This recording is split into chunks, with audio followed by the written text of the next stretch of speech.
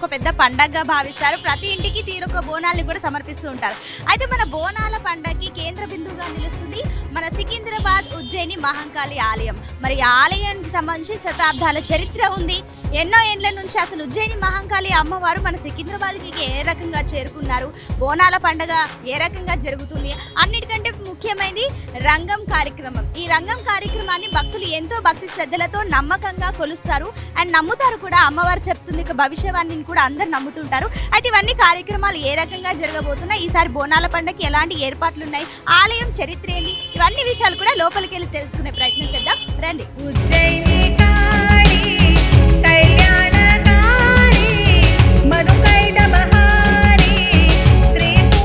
ఇప్పుడు మనతో పాటు మన రాజగురువు వేణుమాధవ్ శర్మ గారు కూడా ఉన్నారు. మరి ఘట్టం కార్యక్రమం ఇవన్నీ కార్యక్రమాలు ఆయన దగ్గరుండి చూసుకుంటారు. అయితే ఆలయం చరిత్ర ఏంటి, అన్ని ప్రత్యేకతలు ఆయన ద్వారా స్వయంగా తెలుసుకునే ప్రయత్నం చేద్దాం. గురుగారు నమస్కారం. గురుగారు, అసలు మన ఉజ్జయిని మహంకాళి ఆలయం ప్రత్యేకత ఏంటి? చాలా మంది కోట్లాది మంది భక్తులు ఇక్కడికి వచ్చి అమ్మవారిని దర్శించుకుంటున్నారు. ఎంతో చరిత్ర కూడా ఉంది కాబట్టి మీ మాటల్లో. శ్రీమాత్రే నమః. శ్రీ మహాకాళింగాయ నమః. జగన్మాత మహాకాళి గత 250 సంవత్సరాలుగా ఈ భాగ్యనగరంలో లష్కరులు ఈ స్థానంలో ప్రతిష్ఠితమై భక్తుల యొక్క కోరికలని రకరకాలైనటువంటి విశేషాలని అన్నిటినీ తీర్చే పొంగు గంగారమై ఈ స్థానాన్ని 250 సంవత్సరాలుగా పాలిస్తున్నటువంటి జగన్మాత యొక్క ప్రత్యేకతే ఈ యొక్క ప్రత్యేకత. ఆవిడ ఇంటింటికి వెళ్ళి అందరినీ పరామర్శించి పెద్ద చిన్న గీదా గిక్కి జాతి మతం భేదం లేకుండా అందరినీ కాపాడుతూ ఉండేటువంటి ఈ జగన్మాత గతంలోకి వెళితే ఉజ్జయిని నుంచి అమ్మవారిని ఈ ప్రాంతానికి తీసుకొచ్చి ప్రతిష్ఠ చేయడం జరిగింది. ఇక్కడ కలరా మసూచి అమ్మవార్లు కొరగలడం వల్ల ఇక్కడ ఉన్నటువంటి డోలిగేరలందరూ అమ్మవారిని వేడుకుని అవేగి వారిని బాధించకుండా ఉండేటట్లయితే ఇక్కడ తీసుకొచ్చి ప్రతిష్ఠ చేస్తాం అని మొక్కుకున్న విధంగా అమ్మవారిని ఇంచుమించుగా 250 సంవత్సరాల కిందట ఈ ప్రాంతంలో ఈ వేక చెట్టు కింద ప్రతిష్ఠింపజేయడం జరిగింది. ఆ విధంగా మెల్లిగా అమ్మవారికి గుడి కట్టడం, తర్వాత చెన్నారెడ్డి గారి హయాంలో అమ్మవారికి రాతి కట్టడంతో దేవాలయాన్ని నిర్మించడం, అందులో జగన్మాతకి శ్రీ శ్రీ శ్రీ విద్యానరసింహ భారతీ స్వామివారు పుష్పగిరి పీఠాధిపతులు మహాకుంభాభిషేకం చేయడం, పునఃప్రతిష్ఠ చేయడం ఇవన్నీ జరిగినాయి. 60 సంవత్సరాలుగా ఏ విధంగా అయితే అమ్మవారికి ఆలయం కడతామని కట్టడం జరిగిందో అక్కడి నుంచి కూడా ఈ లష్కర్ బోనాల పండగ మొట్టమొదటగా జరిగేటువంటి జాతర. ఈనాడు అందరూ మాది గొప్ప మేమే మొదట చేస్తున్నాం అనేటువంటి ఈ మాటలన్నీ ఉత్తుత్తి మాటలే. మొట్టమొదటిగా లష్కర్ బోనాల పండగ, లష్కర్లో జరిగినటువంటి ఈ జాతర ఇవన్నీ కూడా ఈ ప్రాంతం నుంచే మొట్టమొదటిగా మొదలైనటువంటి విషయాలు. అయితే అమ్మవారిని ఆషాఢ మాసంలో ఎదుర్కొచ్చి ఘట స్వరూపంలో అమ్మవారిని గ్రామం అంతా సంచారం చేసిన తర్వాత ఈ ప్రాంతంలో ఉన్న వాళ్ళందరూ అమ్మవారికి చీరలు సారలు సమర్పించి పసుపు కుంకుమాలు సమర్పించి అమ్మవారి ఆశీర్వాదం పొందుతూ ఉంటారు. 15వ రోజైనటువంటి ఆదివారం నాడు అమ్మవారికి తెల్లవారుజామున చక్కటి అలంకారపూరిత అయినటువంటి జగన్మాత మహాకాళి అమ్మవారికి కన్నుల పండుగగా జాతర ప్రారంభం అవుతుంది. ఆ జాతర ప్రారంభమైనటువంటి సమయంలో ఈ ప్రాంతంలో ఉన్నటువంటి ఆడవాళ్ళు, భక్తులు, మగవాళ్ళు అందరూ కూడా వచ్చి అమ్మవారిని దర్శనం చేసుకుంటారు. తెల్లవారుజామున బోనాలు తయారు చేసుకొని దానిపైన శాఖలు కట్టుకొని గండదీపాలతో శిరస్సు పైన ఏకాకులతో అలంకారం చేసి తీసుకొచ్చి అమ్మవారికి సమర్పిస్తారు. అలాగే కొన్ని వేల చీరలు, సారెలు, గాజులు, పసుపు కుంకుమాలు అన్నీ అమ్మవారికి సమర్పించి ఇళ్ళకి వెళ్ళి బంధువులతో ఆనంద కోలాహలంతో పండుగ జరుపుకుంటారు. సాయంత్రం వేళ అమ్మవారికి కోటరాజుల విన్యాసంతో పలహార గండ్లు తీసుకురావడం. ఈ 7 అక్క చెల్లెలకి కూడా ముఖ్యమైన వాడు కోతలింగడు. ఈ కోతలింగడు అమ్మవార్లకి తమ్ముడు అనేటువంటి ఒక ప్రతీతి. అక్కలని దర్శనం చేసుకోవడానికి అలంకారంతో కళారంగండ్ల మీద వచ్చి మేళ తాళాలతో అమ్మని దర్శనం చేసుకుంటారు. తరువాత మర్నాడు పొద్దున అమ్మవారికి ఈ ప్రాంతంలో అమ్మవారి మూల స్థానానికి ఎదురుకుండా రంగం భవిష్యవాణి చెప్పబడుతుంది. ఈ భవిష్యవాణి వినడానికై లక్షలాది మంది భక్తులు వేచి ఉండి అమ్మవారు ఏం చేస్తుందా అనేటువంటి ఆసక్తితో అమ్మవారి ఆశీర్వాదాన్ని పొంది అందరూ కూడా అమ్మవారి కృపకి పాత్రలు అవుతూ ఉంటారు. ఈ యొక్క విశేషమైనటువంటి భవిష్యవాణి కోసమే ఈ 15 రోజుల నుంచి అమ్మ ఆశీర్వాదార్థమై ఎదురు చూడడం జరుగుతుంది. ఈ భవిష్యవాణి కార్యక్రమం అయిపోయిన తర్వాత అమ్మవారు ఏనుగునెక్కి ఘటస్వరూపుడిగా అత్తవారింటికి వెళ్ళిపోతుందని ఆ రోజు రాత్రితో ఈ యొక్క 16 రోజుల ఈ జాతర పరిపూర్ణమై మర్నాడు వచ్చేటువంటి ఆదివారం నాడు అమ్మవారికి మారుగోణంతో పూర్తిగా పరిసమాప్తమవుతుంది. ఇది ఇక్కడ జరిగేటువంటి విశేషమైనటువంటి లష్కర్ గోనాల పండగ. ఇక్కడే మొదలైనటువంటి లష్కర్ గోనాల పండగ. అంటే గురువు గారు, ఈ ఆలయానికి ఎంత ప్రాచుర్యం ఉందో అంతే విధంగా ఇక్కడ ఉన్న వేప చెట్టు కూడా అంతే గొప్పతనం ఉందని చెప్తూ ఉంటారు. దీని గురించి ఒకసారి మీ మాట.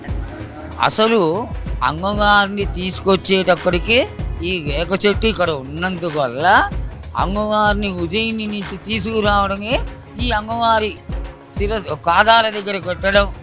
ఆవిడ కూడా దేవతా సంబంధంగా అమ్మవారిని మహాకాళి సంబంధంగానే భక్తులందరూ పూజ చేస్తారు.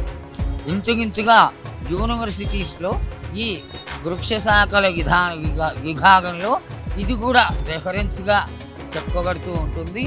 అయితే ఆనాటి నుంచి కూడా అమ్మవారి కంటే మొదటిగా ఉన్నటువంటి చెట్టు కాబట్టి అమ్మవారికి ఎంత ప్రాధాన్యత అయితే ఇస్తారో మూలమూర్తికి అంతటి ప్రాధాన్యత ఈ వేప చెట్టుకు కూడా ఇచ్చి ఇది కూడా అమ్మవారిగానే భావన చేసి పూజ చేయడం జరుగుతుంది. అండ్ ఇంకా చివరిగా మన జీ తెలుగు ప్రేక్షకులకు మీరు ఏం చెప్తారు? ఈ కార్యక్రమానికి ఆలయానికి సంబంధించి అన్ని ఏర్పాట్లు చక్కగా జరుగుతున్నాయి, భక్తులకు ఏం చెప్తారు మీరు?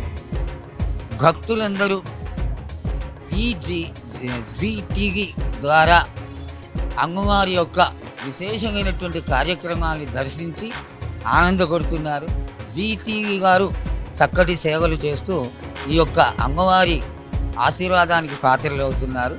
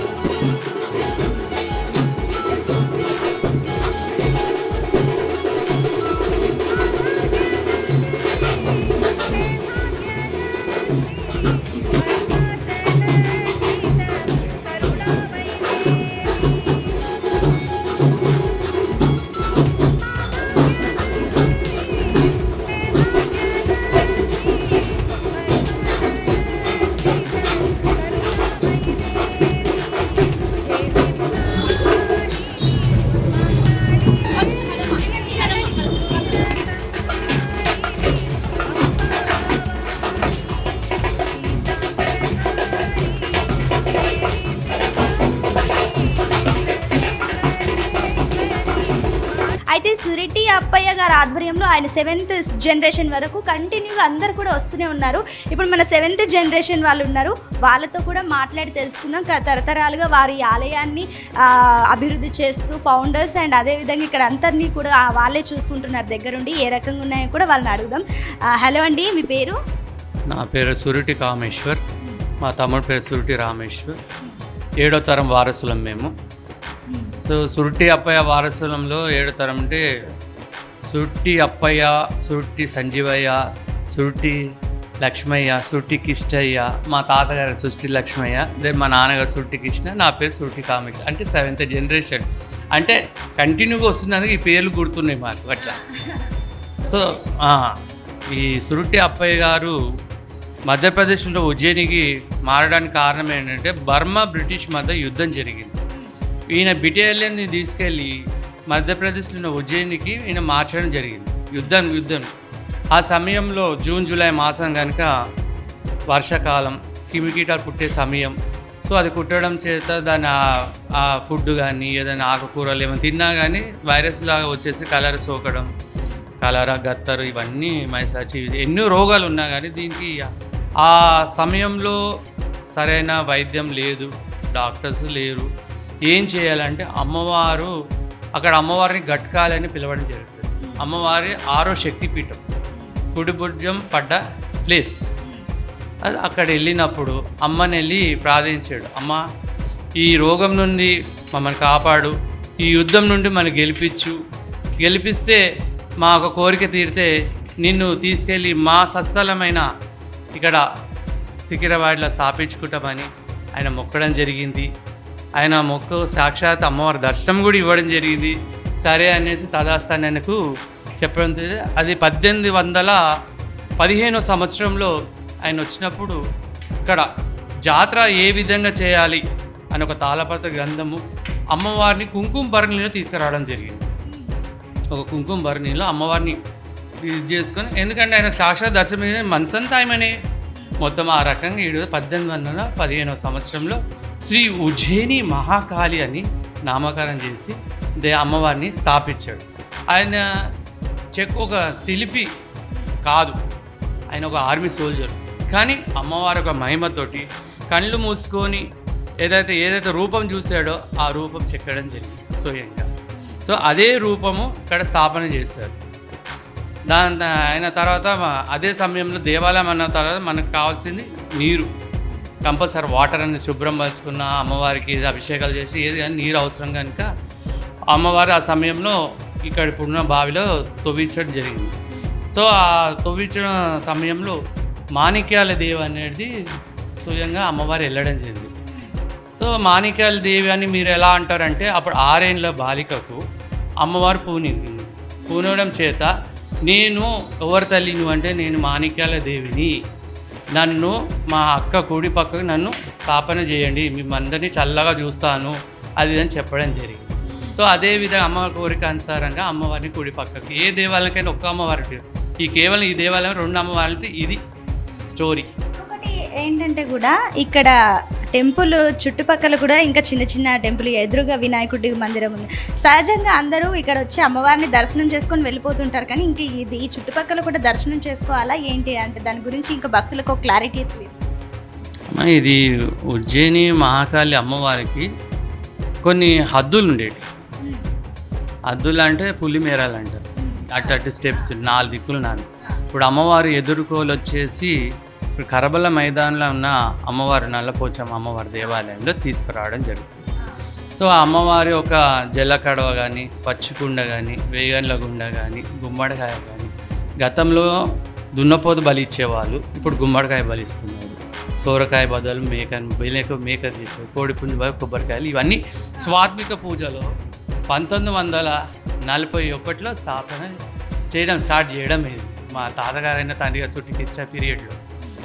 సో అది 6 అంటే ఈ ఒక బౌండరీస్ అనేది, అంటే అప్పుడు ఒక మన గీత గీసుకుంటే దీంట్లో రోగాలన్నిటి లోపల రాకూడదని. సో దాని మూలనే ఏమైందంటే ఇప్పుడు ఘటం కూడా గర్భిణులు కానీ, వికలాంగులు కానీ, రోగిస్తులు కానీ ఎవరైతే దేవాలయాన్ని అమ్మవారు దర్శించుకోలేరో అట్లాంటి వాళ్ళకి ఘటం కార్యక్రమం అనేది పెట్టడం జరిగింది. సో ఘటం వెళ్ళడం ఎందుకంటే సరే వీడికి వచ్చి అమ్మవారిని దర్శించుకుంటే ఆ రోగాలు గీగాలు అని పోతాయి, మళ్ళీ ఇంట్లో ఉన్న దుష్ట శక్తులు ఏం కావాలి.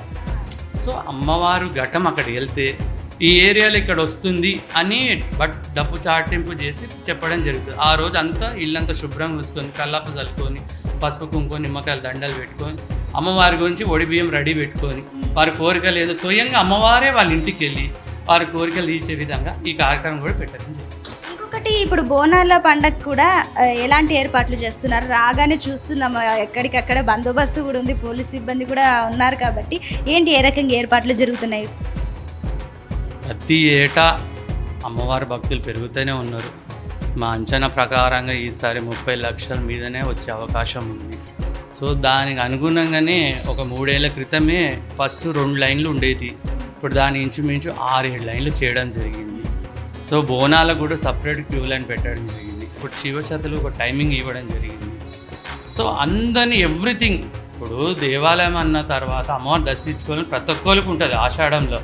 సో పర్టికులర్గా ఆడపడుచులకు మరి సో వాళ్ళంటి ఎలాంటి ఇబ్బంది లేకుండా పోలీసు శాఖ వారు కానీ వాటర్ ఆల్ డిపార్ట్మెంట్ని కోఆర్డినేషన్ చేసుకొని కొన్ని మీటింగ్లు కూడా పెట్టుకొని వాళ్ళు కూడా సానుకూలంగా స్పందించి ఎవ్రీథింగ్ లాస్ట్ ఇయర్ ఏదైతే మనకు ప్రాబ్లమ్స్ వస్తే ఆ ప్రాబ్లం కూడా రాకుండా అందరం చేద్దామని ఒక డిసిషన్ తీసుకున్నాం. నెక్స్ట్ ఇంకా ఏమేమి ఇప్పుడు జాతర తర్వాత రంగం కార్యక్రమం కూడా ఉంటుంది కాబట్టి అది ఏ టైం ఉండబోతుంది? లాస్ట్ ఇయర్ మాదిరిగానే 8-8:30 వరకు రంగం కార్యక్రమం ఉంటుంది. తదనంతరం అంబారీ ఉంటుంది, ఏనుగుపై ఊరేగింపడం, దాని తర్వాత అమ్మవారి ఘటం సాగనంపడం. సో ఘటం సాగనంపినాక అమ్మవారి ఒక చివరి నేను చెప్పాను కదా ఉరిమీరలని, అది ఇప్పుడు ఆలుగడ్డ బావి దగ్గర అక్కడ అమ్మవారిని విలీనం చేసి మళ్ళీ ఆడికి ఎండ్ అయిపోతుంది. పోతరాజు ఆటలంట సింహత్తుల సింధులంట ఆషాఢం మాసమంత తల్లి నీకు జాతరంట. ఓం నమ శివాయ, ఓం నమ శివాయ, ఓం నమ శివాయ.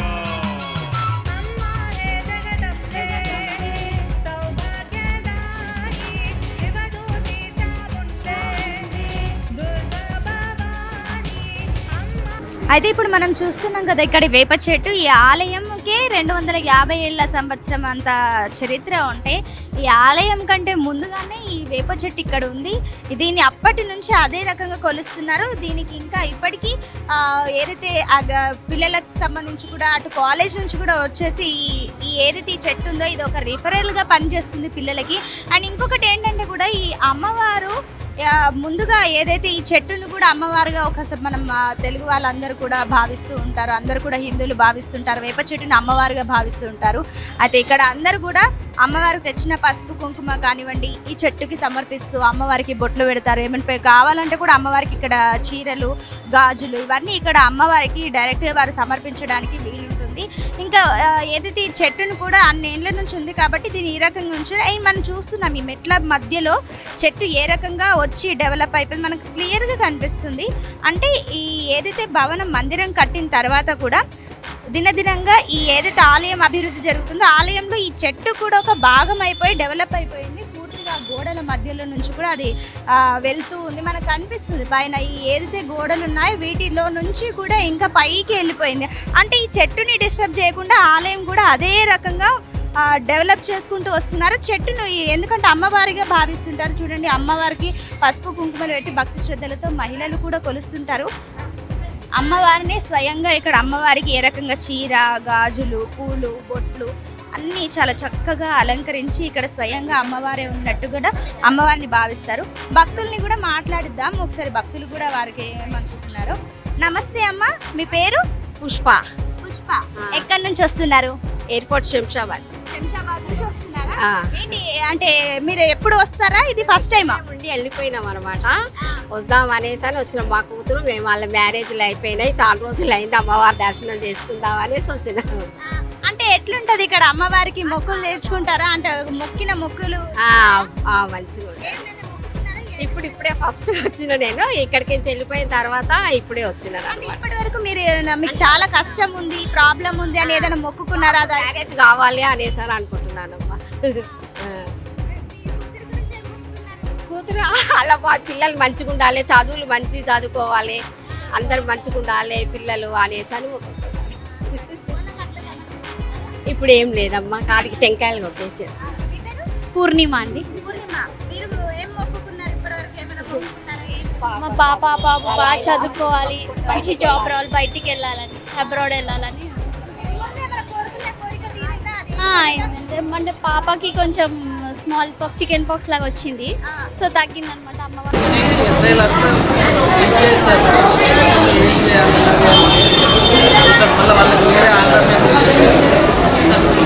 వాళ్ళకి వేరే ఆలోచించే ఇన్స్పెక్టర్ గారు అంతే మేడం. వాళ్ళకి ఏంటంటే టీవీలో కనబడుతుంది.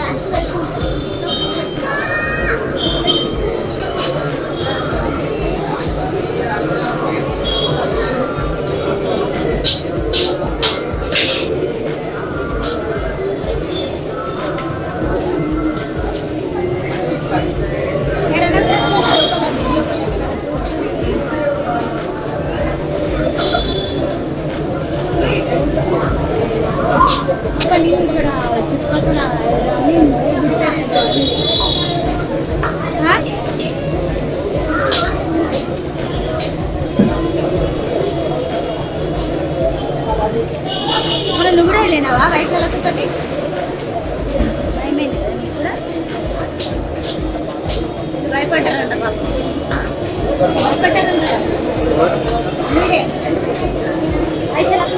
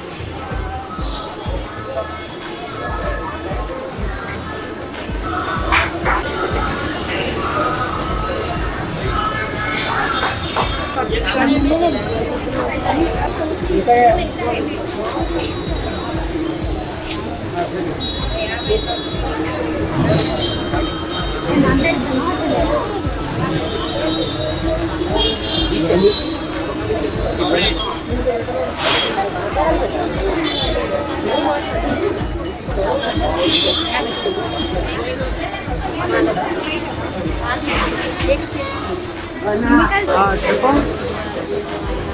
సికింద్రాబాద్ సికింద్రాబాద్ నువ్వు వస్తేనే రావాలి.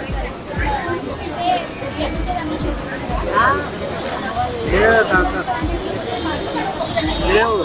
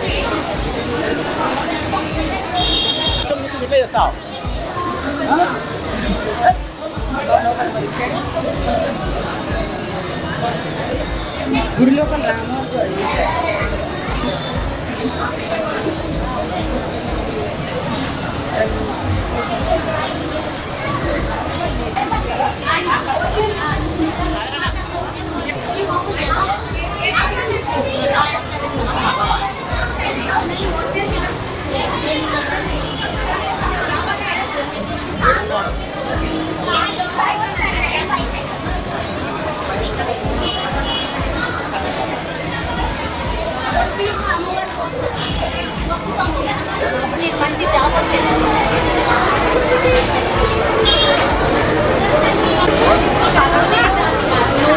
కలుపుతాం.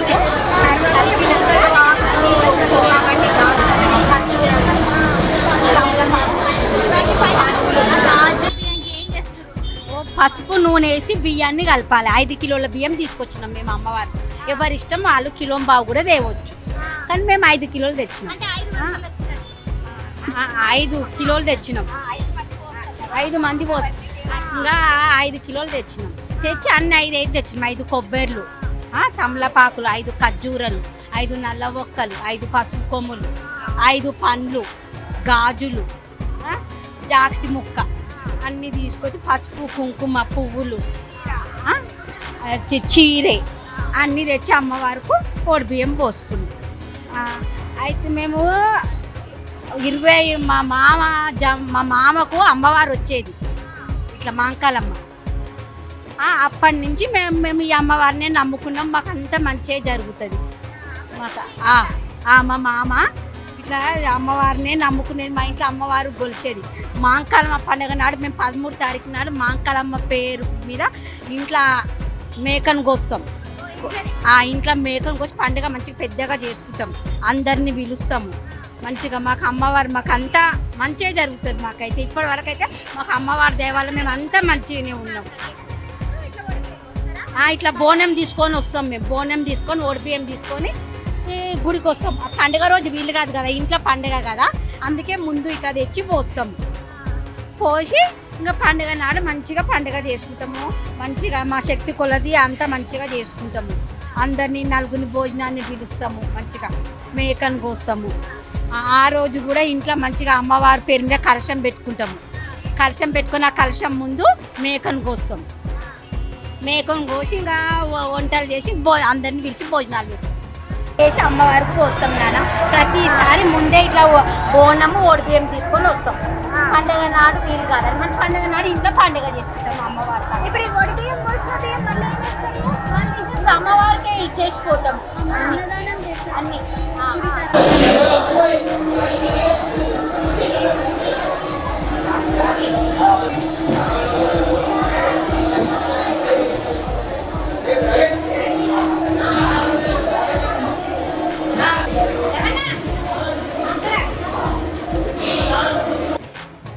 అయితే ఇప్పుడు ఉజ్జయిని మహంకాళి అమ్మవారి ఆలయంలో ఇప్పుడు ఆషాఢ మాసంలో తొలి శుక్రవారం శాకాంబరి అమ్మవారికి అలంకరణ కోసం ఇవన్నీ కూరగాయలు ఇక్కడ చాలా మంది వాలంటీర్గా భక్తులు వచ్చేసి ఈ రకంగా దండలు గుచ్చుతున్నారు. రేపు అమ్మవారిని డెకరేట్ చేయడానికి రేపు తొలి శుక్రవారం కాబట్టి రేపు అందరు భక్తులు చూడండి. ఇక్కడ చాలా మంది భక్తులు ఇక్కడ నల్ల వంకాయ, తెల్ల వంకాయ అని చెప్పేసి దోసకాయలు, క్యాబేజీ ఇట్లా అన్ని రకాల కూరగాయలతోటి రేపు అమ్మవారిని అలంకరిస్తున్నట్లు మనకి ఇక్కడ చెప్తున్నారు భక్తులు. వాళ్ళందరూ కూడా వాలంటీర్గా వచ్చేసి ఇక్కడ తాము పార్టిసిపేట్ చేస్తున్నారు. కొన్ని కేజెస్ చాలా ఎక్కువగా ఉన్నాయి. అన్ని ఆకుకూరలు, కూరగాయలు అన్నీ కూడా రకరకాలు తీసుకొచ్చి ఇక్కడ మండపంలో అందరూ అమ్మవారి కోసం డెకరేట్ చేస్తున్నారు. వీళ్ళందరూ కూడా నార్మల్గా దర్శనం కోసం అని వచ్చారు. ఇక్కడ వాలంటీర్గా తాము కూడా పార్టిసిపేట్ చేస్తున్నారు. అమ్మవారి అలంకరణలో మేము కూడా ఒక భాగం అవుతామంటూ కూడా స్వచ్ఛందంగా అందరూ ఎక్కడెక్కడి నుంచి వచ్చిన వాళ్ళందరూ కూడా ఇక్కడ పార్టిసిపేట్ చేస్తున్నారు. ఇక్కడ ఒకసారి వాళ్ళతో మాట్లాడదాం. అమ్మా నమస్తే. దేవి అమ్మవారి కోసము ఈ ఆషాఢ మాసంలో దండాలు డెకరేషన్ లేదు గుడి వాళ్ళే ఇస్తారు. మేము సేవకు వచ్చినాం. కూర్చో.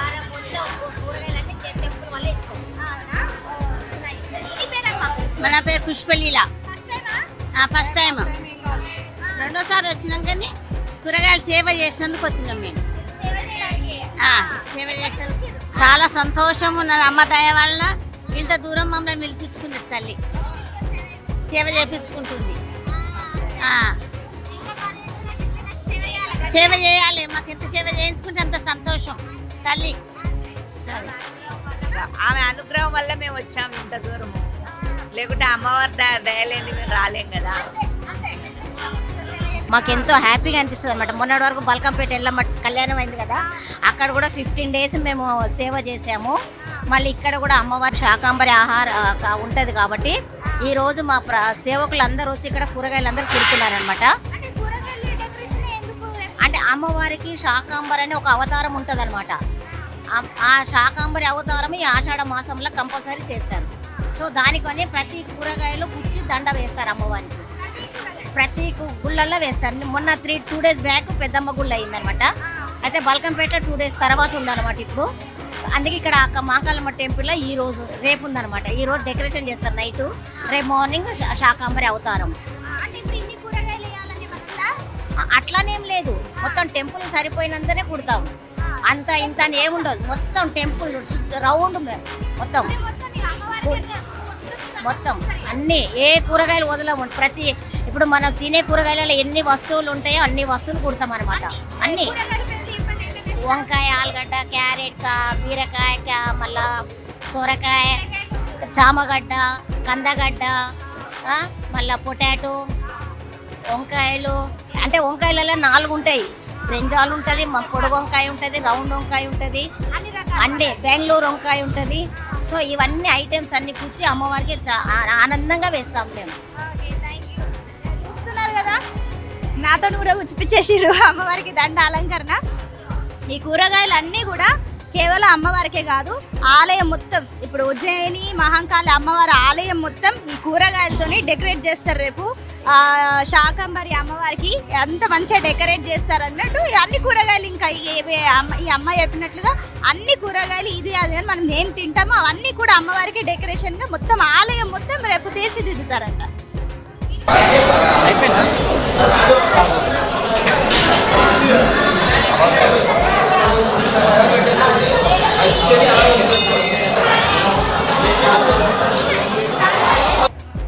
అంకుల్ నమస్తే.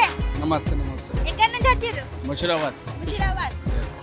ఏంది ఏం చేస్తారు ఇక్కడ? కూరగాయలది డెకరేషన్. డెకరేషన్ కోసమా? ఎప్పుడు చేస్తారా? ఇదేనా? ఇయర్లీ ఇయర్లీ వస్తారు. Every year.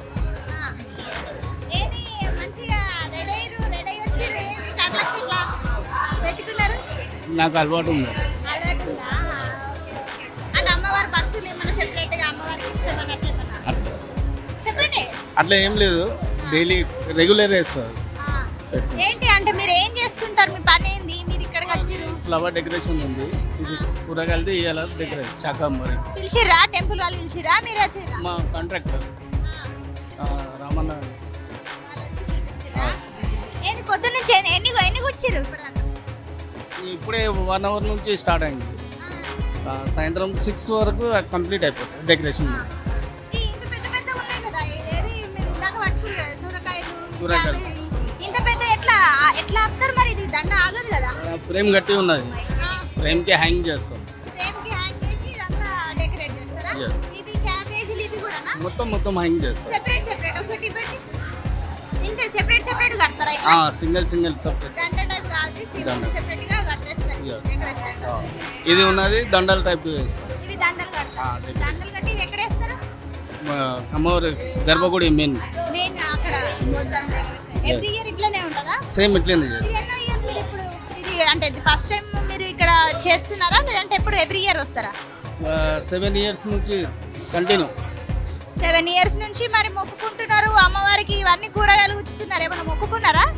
అంత బాగానే జరుగుతుంది. మొత్తం ఏం మొక్కుకున్నారు ఇప్పటివరకు? ఏదైనా మీరు మొక్కుకుంది ఏమైంది? మా పిల్లలకు మన ఇంటికి మంచి కావాలని మొక్కుంటాం. అవుతుంది కంపల్సరీ. ఇంట్లో వాళ్ళు వస్తారా? లేదు, మేము ముస్లిం. ముస్లిం అయి ఉండి ఇక్కడ అమ్మవారిని ఆరాధిస్తున్నారు. నాకు అందుకే డౌట్ వచ్చి మీరు కంటికి వేసానా అడిగినా. Okay okay. మరి అంటే ఇప్పుడు మీరు ముస్లిం అయ్యండి కూడా మంచిగా అన్ని మతాలకు అతీతంగా వచ్చి మొక్కుకుంటున్నారు, ఎట్లా అనిపిస్తుంది? బాగా అనిపిస్తుంది, సంతోషం అంతే. 7 years నుంచి మొక్కుతున్నారు కదా, ఇక్కడ కంటిన్యూ చేస్తున్నాం ఈసారి దగ్గర. సంతోషం, మంచిది. అమ్మవారి అద్దాల మండపానికి వచ్చేసాము. సహజంగా అమ్మవారికి ఎప్పుడు నిత్య పూజలు అందుతూనే ఉంటాయి. అమ్మవారికి కూడా విశ్రాంతి తీసుకోవాలని అనిపిస్తుంది కాబట్టి విశ్రాంతి కోసమని ఇక్కడ అమ్మవారికి ఉయ్యాల్లో చక్కగా అలంకరించి అమ్మవారిని అక్కడ కూర్చోబెట్టారు. ఇంకొకటి ఏంటంటే కూడా అమ్మవారికి ఇక్కడ అద్దాల మండపం అని ఎందుకు పెట్టారంటే కూడా పూర్తిగా చుట్టుపక్కల అన్ని అద్దాలే. ఈ అద్దాల్లో అమ్మవారు మనకి ఇన్ని వేల అద్దాల్లో అమ్మవారి ప్రతిబింబం మనకు కనిపిస్తుంది. అంటే ఇన్నిసార్లు అమ్మవారిని మనం దర్శనం చేసుకుంటున్నట్లుగా ఈ వెసులుబాటు ఇక్కడ మనకు కల్పించారు. ఇంకా అదే విధంగా అమ్మవారికి ఇది ఒక విశ్రాంతి భవనం లాగా. ఇక్కడ అమ్మవారు ఉయ్యాలలో సేద తీరుతూ ఉంటారు.